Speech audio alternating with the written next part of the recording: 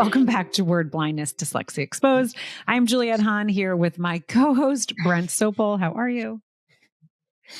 Where do I begin? We're actually doing a double recording this week because things are moving and busy and all good things. And we were talking like we do often. And I was like, let's record. I have some time. Let's do this because teacher burnout. We're coming to the end of school. Teacher burnout is something that we are constantly hearing. It's always been a theme, but it is now a theme. It is everywhere. If you Google teacher burnout, it is like the buzzword. There's so many things that you and I were talking about, but right now, like according to the Gallup poll in 2020, 44% of teachers are leaving. They're out. We know what it is. Obviously, the people we talk to, and it's everywhere. And I think the mental health of life of everybody, since COVID has really changed. And the mental health and the impact for kids is, depending on where you were, you're locked down for whatever it was, 6 months or a year or 2 years, that did a major effect, on the kids and their learning. And now when you struggle with no connection, with no understanding, and going to school, I always say it's sitting in an electric chair for 8 hours. That's not easy for them. And it's also not easy for the teacher if they don't understand that. Mm-hmm. And so we really were kind of thinking, because behind the scenes, as we talk about, we've talked about this a number of times, like sometimes our energy is really exciting and giddy because there's been a lot of really good things happening behind the scenes that we can't talk about.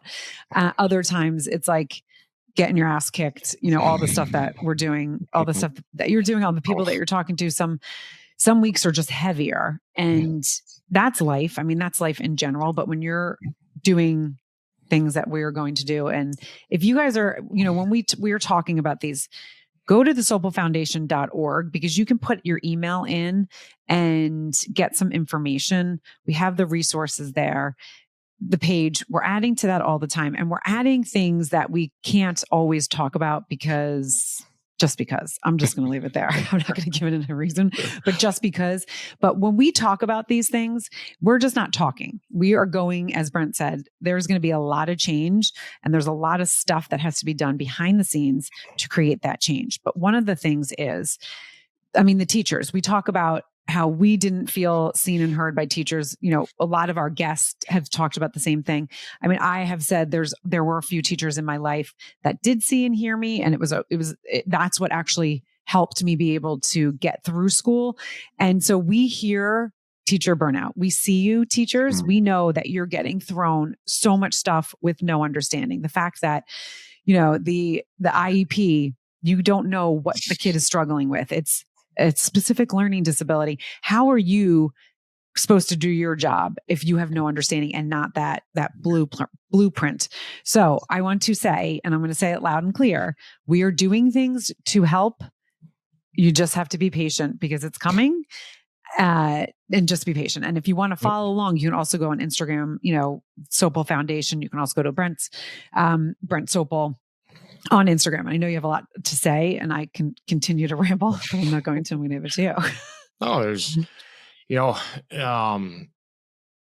obviously the future of the world and now in each country, and is the kids, and every kid left behind, they had the ability to change the world, but not going to get the opportunity. So it's coming with more education around what's going on in their world, meaning, again, talking about our stuff is dysgraphia, dyscalculia, dyslexia, ADHD. If you don't have that, you're not going to understand that individual. And then obviously we talk, there's many more layers to that, and, PTSD and trauma, and, we keep hearing the word, education needs to be changed, but we've been doing the same thing for how many years? Decades, centuries. 300 years or where, whatever it is,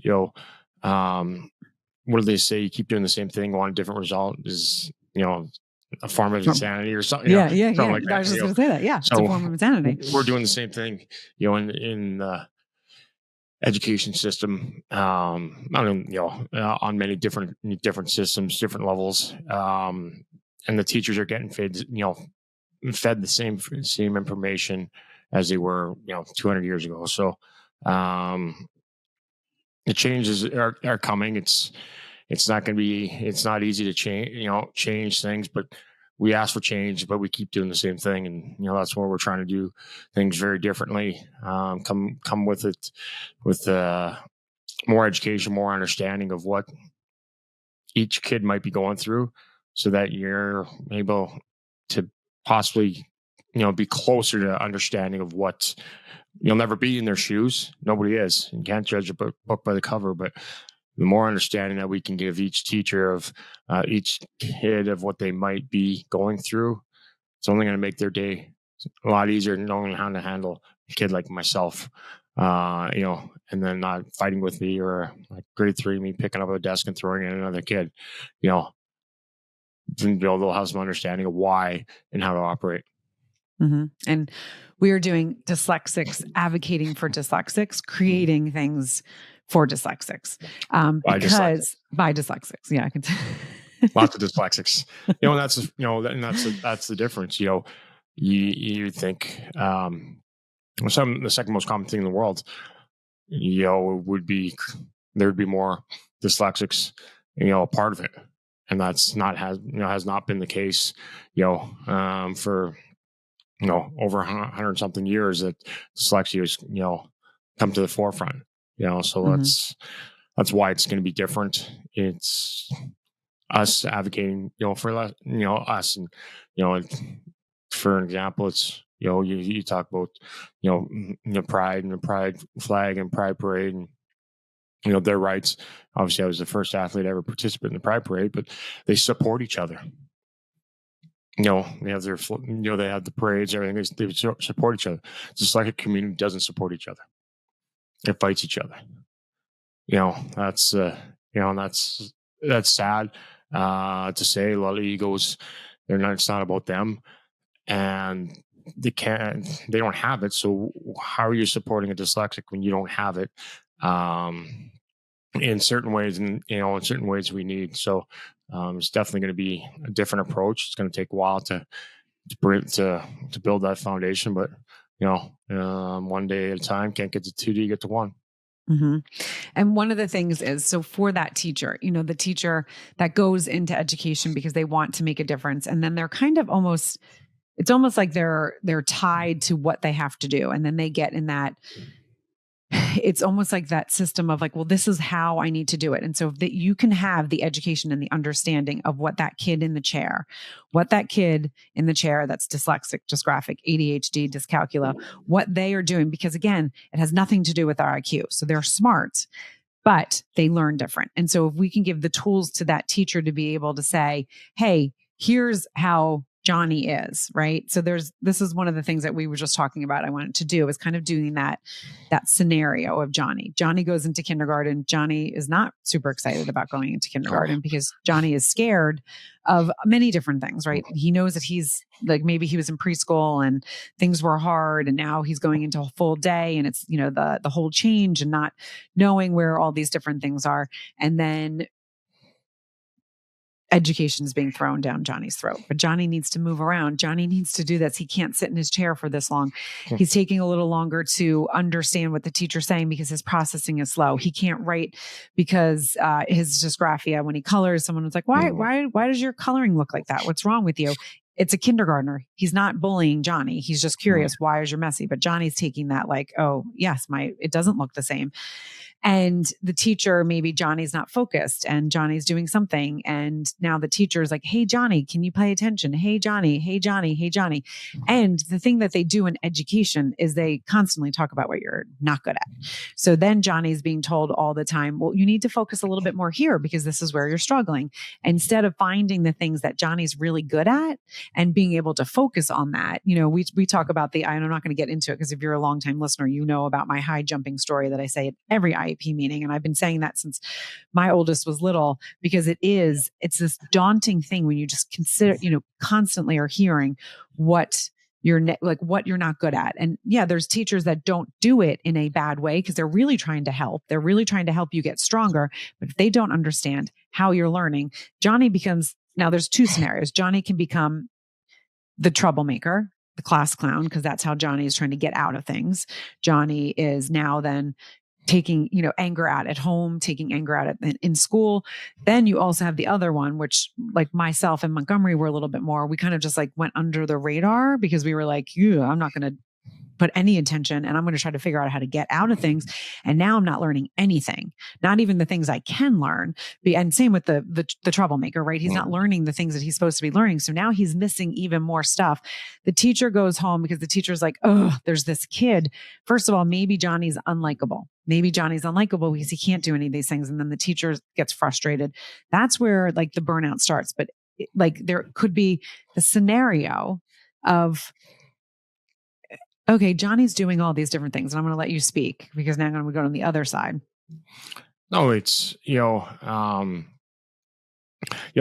actually, kind of goes, I'm going to kind of flip this to the parents. I have a lot of parents I speak with, they come home and they're just an absolute nightmare, like behavior wise, they're terrors at home. But at school, they're great. So this will lead back into they're focusing so hard all day on being good and trying to pay attention to the teacher or whatever, and so when it's exhausting for them, right? So they keep they're like a little teapot, right? So they hold it in, they're doing everything they can to make you proud, and then they come home and then they just let it all out because that's their safe space, right? Is that harder on a parent? 100%.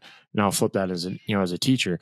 Johnny's in his desk trying to focus so hard and sitting still and not bouncing around like me all the time. And I want to do this, and they have no idea what you're saying or what's those words that are coming to you because they're focusing so hard on keeping their hands still or their feet still or sitting there not swirling the chair or bopping. And they don't understand a word that's coming to them. They're so focused on that sitting still because that teacher's getting mad. They're not getting in trouble, right? They're not getting in trouble. Oh my God, I got to focus. But they're focusing so hard that it's almost like you think of a house. If Johnny's sitting in that house, those words that are coming from a teacher or another student are hitting that house and not making it in, not penetrating, inside there. So they don't hear them. I have no idea what, you could say 10 things to me, 10 lines. I didn't hear one of them because I'm so focused on doing this, sitting still. So I'm not getting in trouble. Mm-hmm. And like take it to, I remember so many times sitting in class as the older grades and the teacher, all of a sudden I look around and the whole class is taking their paper out. And I'm like, what did I just miss? How did I miss take your paper out? But it was because I was focusing on something else. And it probably was like trying not to move in my chair or like just focused on not getting called on or all these other things that your brain is going where you're not learning. And that's where it just spirals because you're a smart person. You're not learning because you're trying all these other things to get out of things or to not fidget or whatever. And then if the teacher had a little bit of understanding of, what, I see that Johnny's doing that. Let me try a couple different techniques and see if I can reach Johnny in a different way. Let me see Johnny. Let me look at some of his strengths and see. That's just going to make the day for everyone go better. Because again, as you're saying, like you're moving all around, the kids going home, blowing up at home, making that world not great. The teacher is going home and is exhausted. And there's, a number of different things. And we were talking about this before. I had, when Montgomery was in Southport, there was a teacher that was like, I think he can get this math. And it was the crazy. He went home and studied all of these different things to try to get a technique that would help Montgomery. So you have those teachers that are working so hard to help and change the kids. They're going to burn out because there's then the whole system that's not supporting what they're doing, and they're really trying to help that kid, but then it's like all their efforts keep going unnoticed by the big ecosystem because it doesn't fit into that. So then there's that problem. And then you also have the teacher that just, tunes out because she wants to poke Johnny in the eyes because Johnny's making her day crazy. And then she's even more at Johnny because she's just frustrated because she's like, I can't get to Johnny now. I'm going to I just Johnny. And well, and that's where that understanding is, again, we'll talk about ADHD. If you're yelling across, I guess the theme word is, name is Johnny here today. Yeah, poor Johnny. Sorry, all you Johnnies. If you're yelling at Johnny who's sitting in the back row to do something, those words don't make it to him. It's almost like there's a wall. It bounces off that wall. And then now Johnny continues, bouncing around, and now you get frustrated. Now you're mad. Now you think Johnny's not listening, which he's trying to listen, but you can't yell across. You got to come, closer to him. It's not, like when I'm in hockey, I get, not nose to nose, but I got to get right in front of him and tell him, what to do. Okay, now he absorbs it. So, as you said, Johnny's not listening.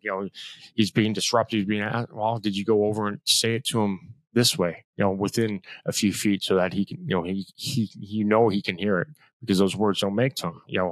Again, that's just the more of the understanding of what is going on. Because then you get frustrated, you throw him in the hallway, and then now he's climbing the wall, or he's climbing on a locker, and then you go out there and yell, and just it snowballs. It's if you have more understanding, you're gonna make Johnny's day better, which will make your day better, which makes everybody else's day better. From start to finish. But I remember trying so hard to hide in class. Oh, so who knows this question? Raise your hand. I make myself as small as I can. I like the desk where you flip up, right? You had your pencils on there. I could make myself that small and crawl into that little space, And that's the same thing. If there's a theme where a kid is constantly trying to put himself, make himself invisible, maybe not call on him. There's a reason why we're trying to make ourselves invisible, or the reason why we're trying to count how many paragraphs till our turn. Maybe, again, with some of the stuff that we're coming out with, just some more understanding of what it's like to be in that chair that way. Mm-hmm. Yeah. And I mean, and then we're talking about like Johnny in kindergarten. This continues. Johnny in older age is just getting it. And then you've lost him, because now every person has let him down. He doesn't even sometimes realize this is why he's so frustrated, but it's like, all these people have let me down. No one sees me for who I am. No one sees that I actually am good at something. And then Johnny's just really pissed off. Well, I mean, just one call, you're not, instead of calling Johnny, call Brent, because everything you just said was me. Mm-hmm. Everything. To a T, where, God, I hated going. I hated school. Hated going in there. Try to get out of everything. Homework. Like, if my mom didn't do majority of my homework. Again, I graduated with a high school degree just because they passed me because of who I want. Being a hockey player in Canada. Passing was 50%. Mm-hmm. I remember, I don't know what high school math class. I still remember trying to make myself as, that small, so I could hide, and getting called upon. No clue with zero clue what the answer is. So you're talking about Johnny, but you're actually talking about me. Mm-hmm. Yeah. I mean, and there's so many different angles to it, because if I look at myself when I was in school, there was parts that I liked, the social part. So like, and the sports part. So like I would go, but I would be lost the entire time. And I would have teachers tell me like, oh, you're just such a silly girl. And oh, you're just this and you're just that. And it really was because I wasn't learning and understanding, and I wasn't diagnosed at this time anyways. And so it was just all the time of feeling behind, having to stay after school, but then really going and being super social. So then I would, I wasn't allowed to sit with this group. I wasn't allowed to be in class with that group.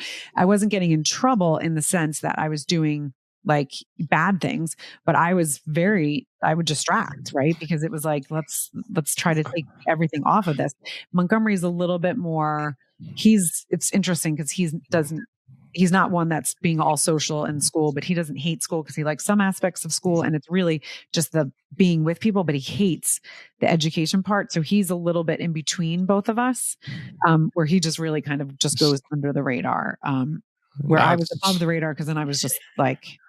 But your social part is how you kind of filled up your self-esteem, right? 100%. You know, and that's where I came into play, where I didn't connect with anybody. So I didn't have that, I had the recess, the kickball, that was the only thing I was good at. So it was gym class, it was recess. But those, would we have, 2 15-minute recesses, in your kindergarten, I went to kindergarten through grade 8. There was no middle school for me, good 30 minutes out of an 8-hour day. Yeah. So I didn't have, there was no filling my cup. It was a constant, hammer to the head, all day long. So it's, it's the understanding, Montgomery knows how to, he knows how to play. He knows what to do. He stays on the radar and that's what hiding in that desk is. We're trying to stay under the radar. We don't want to be called out. And then he's taken the personality thing to another level because he's gotten like connected with the teachers. So he's be like, he's used his skills. And I think some of it is from Southport. It's also probably from me, like helping him being, as a kid, because where I went this way, it was more of like just kind of helping him see that. And that's where the parents come in, when the parents can be seen. And it's just this whole shit show that some of it can be alleviated. And we talk about this all. I mean, I say that it's so fucking simple. I don't understand. It's so simple. But as you always say, it's simple to us, but it is not simple to the ecosystem because there's the lack of understanding and the lack of tools and the lack of, there's all this is how the brain works and all the PhDs and all the academia and all of these things, when it just comes down to really some simple things. And that's just, again, our brains are simple and more detailed than what the smart person or whatever, you want to say the non, and I didn't realize it was that much different, whatever, 8 months ago when I was coaching, where, I had to get, the kid shadowing me for, I don't know, it was 12, 14 hours, and he said finally said to me after something like that, 12, 14, 15 hours of just kind of watching, being on the ice. It was doing lessons, one-on-one lessons. He's like, I have no idea what you're talking about. I don't see what you see. You just spent 15 hours or 12 hours or whatever it was, and we're talking about skating, not talking about 5 players. We're not talking about this big. It was one certain kid. So we're very detailed and their brains aren't. So I'm like, in my mind going, that's when I really understood how different, our brains are, that he had zero clue what I was talking about after 12, 14, 15, 16 hours. And that leads us back to, special ed, 1 page of dyslexia, or we do 2 hours of a simulator of a dyslexic created by a non-dyslexic.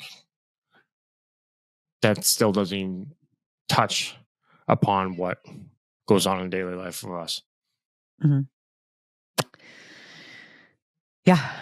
Yeah. I mean, there's so many avenues and ways to talk about, but it is, there's been episodes where we've talked about, the teachers that were on our side. I've also talked about, I have a lot of teachers in my family, and I really respect teachers, and I feel really bad for teachers that they're not getting what they need to be able to make a difference in a kid's life. And there are teachers out there that do it on their own.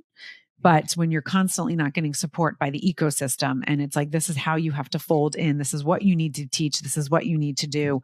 It is, it's hard to break the norms there. And that's why we continue to talk about this. This is why we, started word blindness, because it's important. It is literacy is such a buzz right now. Post-COVID, it's always been where, okay, this is the new thing. ADHD was the new thing, and I'm doing the quotes there, the new thing. None of this is new. I mean, word blindness, dyslexia has been around since the 1800s. It's getting worse and worse and worse, which is really concerning since we've had doing things, and getting worse, meaning since COVID, it's now, those kids that are falling through the cracks. Now it's like a bigger thing because there was so much missed in the literacy part, like for a kid that learns. And for not me, dyslexic, yeah. I can't read, like I can't read off of a computer or my phone. Like if I need, if it's something that I really need to focus on, I've got to read it off paper. So question, how many schools now, are on the iPads, or Mm-hmm. So if there's more kids like myself out there, I don't know if you're that same way, where they want to go, technology. I can get through it, a short period, portion of it. But, if I need to, I got to print it off. So, is Johnny that same way? Yeah. If he is, how much is he missing because, of that difference? Yeah. Well, and we've talked about this because I had to always put things pen to paper. So when I was in college, I remember I would listen, Yep. I would record the professor because I couldn't take notes at the same time.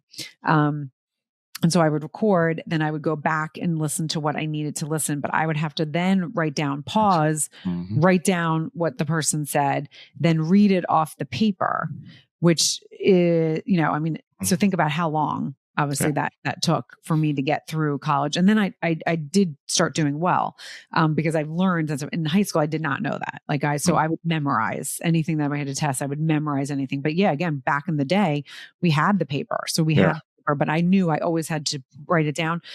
I am better. I will say I am better with the computer. But I don't know if, and this is interesting. I don't know if I do print things. We're usually out of printer ink. So it's like, it really usually fucks me somewhere. Anytime I actually do, I'm like, why? We haven't know who's been using it. Like I got the printer ink because last time you need to get your own. Get your hands off my printer.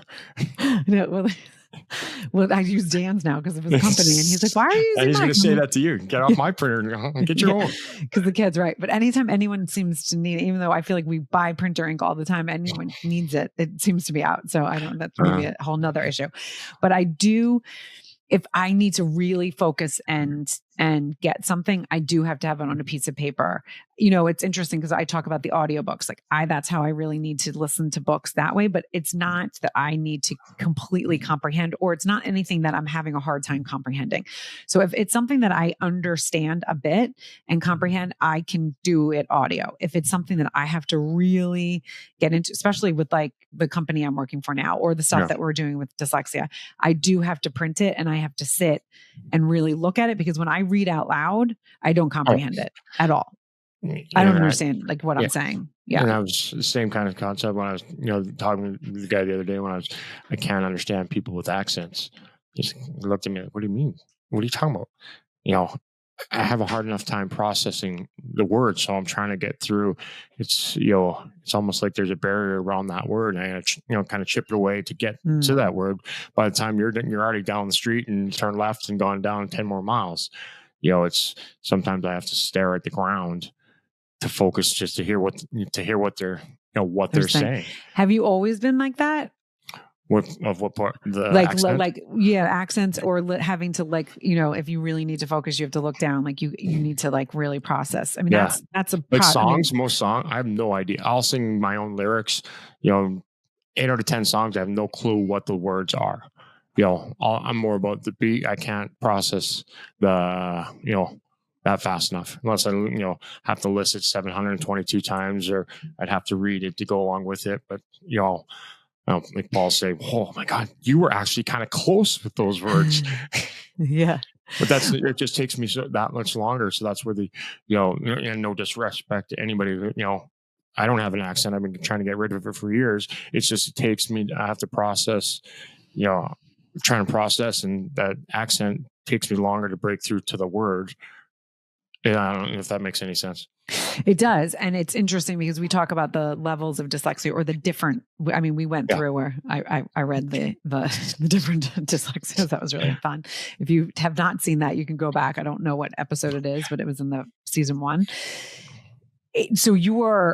And that's where sometimes school, people will talk about, oh, they're dyslexic, but they actually didn't do terrible in school. And we always are like, that's so interesting. Mm-hmm. But like, they work really, really, really hard, but there's something there that clicks a little bit different than what your dyslexia is. So your dyslexia in a lot of different settings really stumps you and gets you like where it's like, because you need to listen and you're processing. That's pen to paper, as you talked about, right? Yeah. You're always getting mad at me and use my note. Everything is pen to paper for me. I can't, I can't, it gives me the extra time to kind of process, as I'm writing it, and, say copy and paste or whatever to the notes. I don't have a clue. Kind of like, I don't know anybody's phone number anymore. Not one person. You just kind of scroll down to whoever. We don't process. I don't process it anymore. So I'm like, if I get arrested, who am I calling? 911, because that's the only number I know. My parents got rid of my home number, but it's that pen to paper process. For me, is the only way that, like my schedule, everything. It's got to be written down. And that's how you, so I used to be very much like that, especially in school, learning certain subjects, but there's things that I don't need it for. So it's really interesting it's also very ironic and almost like, hey, I'm going to give you dyslexia and dysgraphia. And this is how you have to learn. Awesome. I'm gonna fuck you twice. All right. Keep on going. No lube. It's and that's not. And then I don't mean to be laughing, but it is a very ironic. And that's I'm always walking around with my bag and pull out my my date timer. I'm writing it. People like, why you got your calendar? Use your calendar. I'm like, I know. I'm sorry. That's how you say no. It's it doesn't even enter my mind to go to that and use that, because I struggle with that. So now let's take that, to the school aspect, right? Just do it. Like, why do I just want to do the dishes? Right. Why do I just want to do, cook? Yeah, like, right. Using as reference, you just don't want to do things. It's hard. Nobody does. Yeah. No, and it's actually a really interesting thing if you think about, because I think, I don't think we've talked about this in a long time, but because I used to have there was the, what was it called? It wasn't the Palm, maybe it was the Palm Pilot, but that was the first, and I think actually I still have my Palm Pilot, by the way. Yeah. So that was the first thing where it was like something that you could write, but I always had 3 different date planners. So like I'm talking about like college and my first years of New York City. So there was this one and I loved it and I was obsessed with it, but I never could find, and my dad and I, because my dad my dad is obviously very similar. So I would always say, I need to write everything down in my thing. And then I'm going to start using my Palm Pilot to start putting it electronically. So there was many years that I did both, but this again was in my early 20s. This was my early 20s when I was out of college and now in the real world of working life. Early 20s, you're playing hockey. You don't need to do any of this, right? So this is where I think and sometimes I think I try to push you because I'm like, well, no, I wonder if your brain will do it in a different way and you'll figure out but I mean, your system works for you. So it's like, you don't need to change it. As we talked about, I'm almost 20 years behind you. Right. Entering to that process, to the real world, to all these things. These are all things that you just said when you got out of college. You're teaching yourself, how to do it. So, I'm 20, 25 years behind, behind time. I'm still AK early 70s, or 80s, so can it be done? Yeah, it's just, I'm behind time, entering the real world because of hockey, behind time because of, so it's interesting to see the correlations. And so this also going to take me, we're going to go down a rabbit hole. Oh. We are going to go down a rabbit hole. So this is where, like in education, where they say we can strengthen your weaknesses. And there is a part of that I'm like, yes, you can strengthen it, but you're never going to remediate it. It's never going to go away. So why you can give tools to strengthen a little bit, but then let's go to the strengths that you can actually strengthen and make stronger. So like for you, it's never going to be and it's always going to be an interesting process. It's never going to be from A to B, right? Or you're going to be going from A to D to F to G, sure, then maybe back to A. Same with me. And my dots look different as it's connecting. This is where I think education really misses the boat because they try to make everyone the same. They try to say, okay, this is how everyone should learn. And this is because there's a majority of people that can learn that way. So they take the majority and are like, but in reality, no, everyone learns and processes different. And if we can, it's one of the things that we're working on. I mean, these things, if we can kind of think about each individual learning style, because there's been enough research. We know learning styles, right? We know what it is. And then thinking about each individual student. And this sounds like someone might say, well, that's not possible because it sounds exhausting. Well, what's happening now is exhausting and it's not working. Right. So it doesn't, like, you can't say, well, that's not going to work because of this and that. Well, how do you know? Because what's happening right now is not working. Their brain, again, most people don't even know there's another way to get to that. That there is another way to learn. Our dyslexia, obviously there's different degrees, and that's what we're trying to do is, instead of shutting that down, be open to it. 2 + 2 is 4, and you always talk about, the positives, right? They don't see that how we do. When you struggle, as long as we do, as hard as we do, that they don't see that different, that teeter totter. Yeah. They're always on the top teeter. They've never been down on that bottom teeter totter. The way you learn the best is when that teeter totter's level. Yeah. Right. So how do we get that? How do we get level? Right. We all have, and when I'm working with kids on the ice, I'm like, okay, all right, you struggle to this side. Yeah. Every one of us has a strong leg and a weak leg. Oh, really? I didn't know that. When you're talking with younger kids. Yeah. Oh, okay. I said, and then kid on the ice, he only works on the one thing he's good at. No, okay. Because he's good at it, because it feels good. It feels good. It's a good feels. It's a good feeling, right? So it's amazing to do this, right? Oh, yeah. Right. So I'm like, no, but you got to work, how do you get the other side? How do you get that teeter totter up here? Right. So they're like, oh, I didn't know, again. So they didn't even know that. Obviously, they're young. And a lot of teachers don't even know that aspect too. What we're talking about, the teeter totter aspect. It's you're always trying to stay up here, but hey, we all have strengths and weaknesses, every one of us. So it's, again, their brain doesn't process that way, and they don't even understand. And it seems so daunting when you say, oh, there's, everybody learns differently. Now you put into, there's 28 kids in that classroom. So, there's 28 learning styles. We all can fall in, into very similar, ways with more understanding of us and what that all means. Yeah. No, totally. And I'm going to leave it at that. But I think it is there's a lot to think about. There's a lot to unpack, but follow the Sopal Foundation, go to the website, put your emails in. We're not going to blast you with emails, but it will be like updates of like things that are interesting. Like, hey, we just put out another resource that can help. And you might be following this. You might be listening to this and say, well, I don't have dyslexia. I just like to hear you two speak.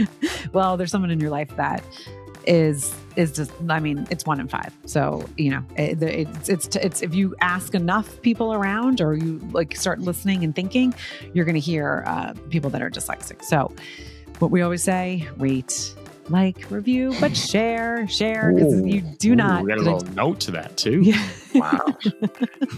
Happy Wednesday. Happy Wednesday. See, we're recording on a Wednesday, so this is different. We change things up. We change things up. We are a little punchy today. So like, rate, review, and share. And we will see you for another episode of Word Blindness Dyslexia Exposed.